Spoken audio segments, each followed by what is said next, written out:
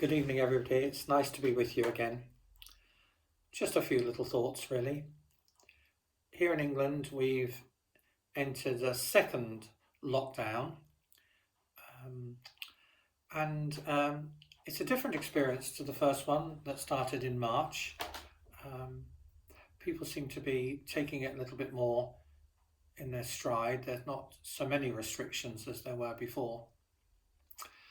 But I was just reflecting on that experience of that March lockdown, the announcement of a March lockdown, that in the church, in parish life, we were really stunned, really shocked at the time. And everything sort of shuddered to a halt, or to a near halt. This time it's different. Different in the sense that we know how to cope with it better.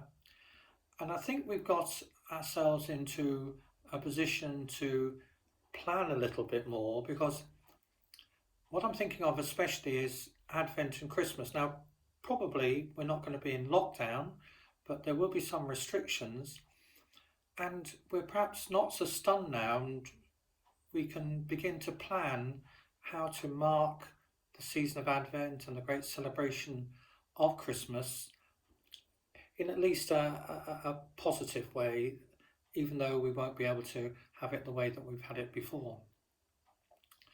So I just wanted to tell you that today I took part in a Zoom meeting with other people from around the diocese, and we exchanged some ideas from across parishes about what we might do during Advent.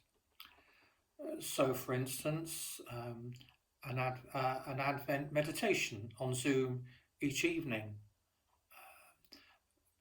If people can't come into our churches so much this Christmas season, how about making it accessible or attractive on the outside, with an outside crib and perhaps an outside Christmas tree and so forth?